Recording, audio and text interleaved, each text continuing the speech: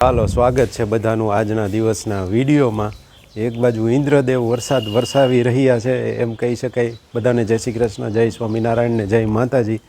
અને બીજી બાજુ દિલ્હીમાં જે આંદોલન ચાલી રહ્યું છે એના પણ વિડીયોઝ તમે બધાએ રીલ્સને એવું જોતા હોય ક્યાંક ક્યાંક. વરસાદની તો જો કે જરૂર હતી, એટલે એમાં તો કંઈ ખોટુંય નથી ને. અત્યારે સિઝન છે અને જેનજી જે દિલ્હીમાં આંદોલન કરે છે એ પણ જબરદસ્ત છે અને કોઈ પણ જાતનો ડર પણ નથી એને. અત્યારે એવી સ્થિતિમાં છે, લાકડી મારે તો એ વાંધો નહીં, લાઠીચાર્જ કરે તો એ માર ખાઈને પછી પાછા હસતા મોઢે એ જે બધા પોલીસ કર્મીઓ અને બધા આર્મીના માણસો હોય એને પણ ફૂડ ને વોટર ને એ બધું ઓફર કરે છે. એટલે એ પણ એક સારી વાત જોવા મળે છે. ને એના સિવાય બીજા બધા અલગ અલગ જે કોમ્યુનિટીના લોકો હોય એ બધા ભેગા થઈને બધાને એકબીજા સાથે રહીને મદદ કરે છે. અને રાત્રે વળી ભજન કીર્તનનો કાર્યક્રમ રાખે, હનુમાનજીના અને રામના ભગવાનના સરસ મજાના કીર્તનો ગાઈને એક અદ્ભુત ઉર્જાનું સર્જન કરે છે. પણ આવી બધી શાંતિ રીતે તો બધું આ આંદોલન ચાલતું હોય, પણ એમાંય કોક એમ કહેવાય ને કે આવારા તત્વો બહારથી કોક આવી જતા હોય ને એ આંદોલનને બગાડવાની ટ્રાય કરતા હોય, એટલે ઘણી વખત હિંસા થાય. એ એક ખોટું છે ને એ થોડુંક નિંદનીય થાય. એવું થોડુંક ના થાય એ વધારે સારું રહે. આવી બધી વાતો છે, વિશેષ વાતો યાદ આવશે પછી તમારી સાથે શેર કરીશ. અત્યારે તો જવાનો ટાઈમ થઈ ગયો છે, તો પહેલાં એ કામકાજ પતાવીએ. વરસાદ આખી રાત સારો એવો આવ્યો છે. લાઇટ વહી ગઈ હતી, હવે આવી ગઈ છે એટલે વાંધો નથી ક્યારની. અત્યારે આમ અરે ગરમી ફૂલ હતી, આમ ફૂંક નહીં મજા ન આવે, આમ શરીરમાં આમ ચટકા ભરે. અત્યારે વાતાવરણ એવું હોય ને, પવન તો જોઈ ઓમ ગરમી ન થાય. લે આ આરાયું ને એ બધું અત્યારે આમ લાગે, એમ થાય કે ના કંઈક છે. તો હા, એ વાત અલગ છે. અમને બહુ ન વાંધો હોય, પણ તમને બધાને તો તકલીફ પડે ને. હું તમારી તકલીફ વર્ણવું છું, મારી નથી વર્ણવતો. તમને ગરમીમાં ને એ ભલે ને ન વર્ણવાય એવી હોય, પણ તોય ગરમીમાં તકલીફ થતી હોય એટલે અમારું ધ્યાન તો જાય ને કે તો ગરમીમાં તમને રાહત મળે, લાઇટ આવી જાય તો એમ. ચાલો લે, એટલે હું કાંઈ એવો નિર્દય નથી. તમારી તકલીફ નહીં, મને ખ્યાલ તો હોય.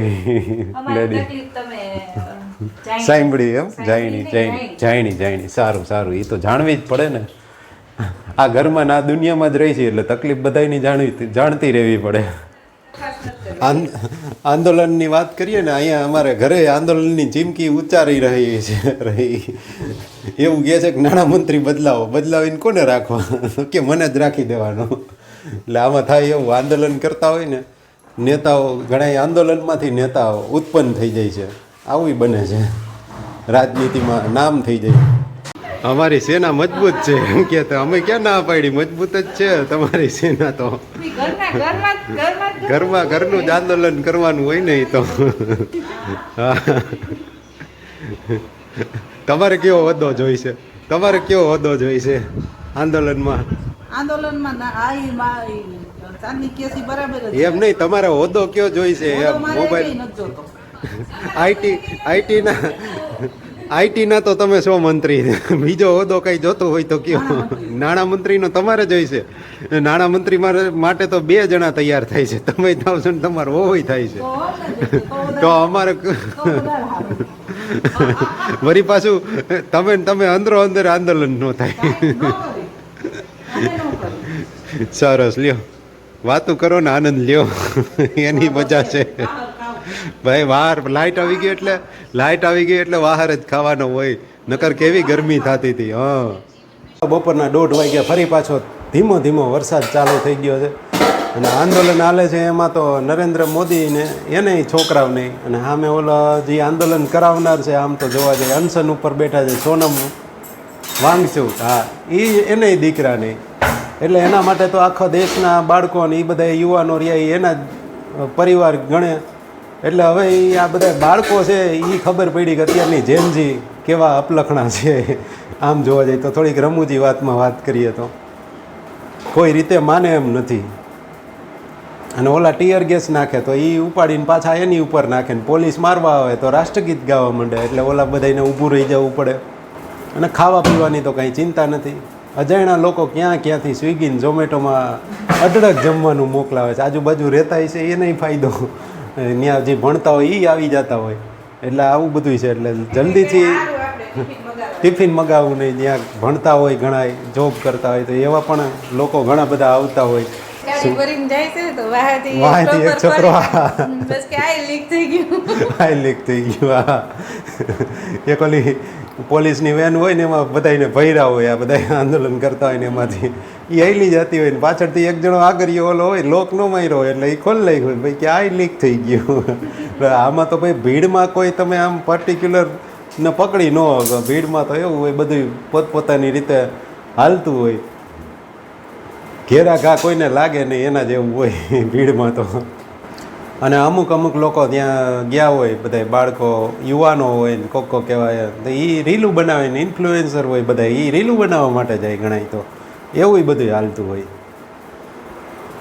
અત્યારે ટીઆરપી ન્યાની જ વધારે છે, મોટા ભાગના વિડીયો બધા ન્યાના જ જોવાતા હોય, એટલે ત્યાં અમુક રિપોર્ટરને એ બધા વિડીયો બનાવીને બધાને શેર કરતા હોય ત્યાંના દ્રશ્યો, એટલે આપણને ખબર પડે કેવું અત્યારે ત્યાં હાલે છે.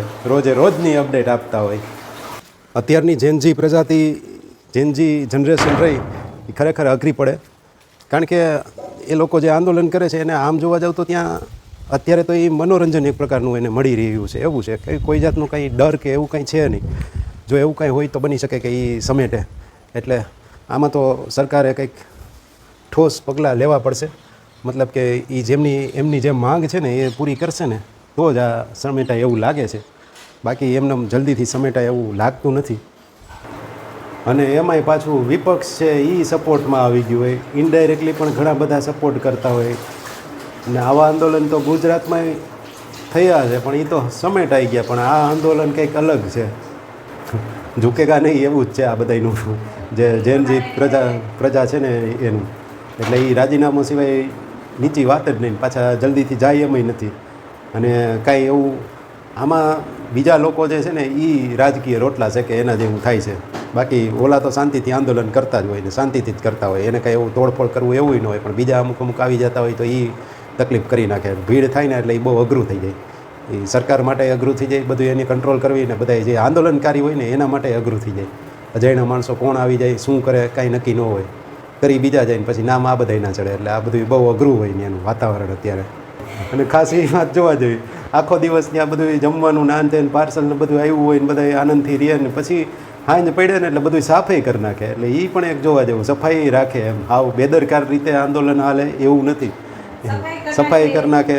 અને બધા હા એ તો બધા પોલીસવાળાને પાણી આપે, જમવાનું આપે, બધું ઓફર કરે એમ, એવું કાંઈ નહીં. હા, હવા બવા નાખે બધાને હાચવે. ડૉક્ટરો પણ ત્યાં અમુક હાજર હોય તો એ બધા ગમે ને પોલીસને કદાચ ઇન્જરી થઈ હોય તો એનાય મલમ પટ્ટીને બધું કરી નાખે ને આ બાળકોમાં કોકને લાગી હોય તો, એટલે એ બહુ એક સારી વસ્તુ છે બધું.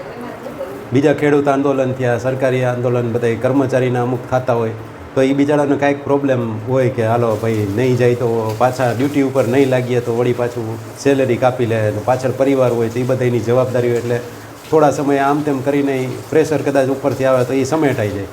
આને કોનું પ્રેશર દેવું, એટલે અઘરું છે આ વખતે.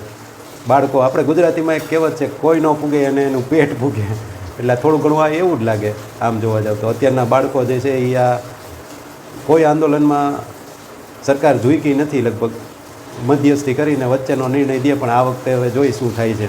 કોઈક તો વળી એમ કહેતું હતું કે આ ઓલા જલિયાવાલા બાગ ને એમાં બધાને જે ઓલા એકારે ગોળીએ બધાને દઈ દીધા હતા ને એ બધાના પુનર્જન્મ છે આ. એટલે આવી રીતની અલગ અલગ બધા વ્યંગ થતા હોય ને અલગ અલગ કોમેન્ટો થતી ને અલગ અલગ વાતો બધી આવતી હોય, જે તમે પણ બધા જાણતા હશો ને જોતા હશો. તો એક આ સળગતો પ્રશ્ન અત્યારે ચાલી રહ્યો છે દેશમાં, દિલ્હીમાં જંતર મંતર ઉપર. જોઈએ હવે આગળ શું થાય છે. એટલે આ કોઈના તરફેણમાં કે કોઈના વિરુદ્ધમાં કાંઈ નથી, પણ આ તો જે કાંઈ છે બને છે ને બધું સોશિયલ મીડિયા ઉપર દેખાય છે, એના ઉપરની અમુક વાતો જે છે એ તમારી સાથે શેર કરી છે કે આવું અત્યારે પરિસ્થિતિ છે. ચાલો, વિડીયો ગમ્યો હોય તો લાઈક કરી શકો છો. ફરી પાછા મળશું નવા વિડીયોમાં. તો ત્યાં સુધી બધા વ્યસ્ત રહો, મસ્ત રહો ને એક બાજુ આ વરસાદ જેમ ચાલુ છે એ વરસાદનો આનંદ લેતા રહ્યો. ભગવદ્ ગીતામાં આવે ને કે અર્જુન છે એ હથિયાર મૂકી દે, ત્યારે ભગવાન કૃષ્ણ એમ કે ભાઈ અધર્મ કરતા હોય ને અધર્મના પક્ષ હોય ને તો પોતાના સ્વજનો હોય ને તો એને હણવામાં વાંધો નથી. એમાં બાળકોએ શ્લોક તો જાણતા હોય કે ન જાણતા હોય, જાણતા હોય ઘણા બધા, પણ સાબિત કરી દીધું કે અન્યાય થતો હોય ને ત્યાં નમતું મૂકવું જ નહીં એવું બધું લાગે છે અત્યારે તો.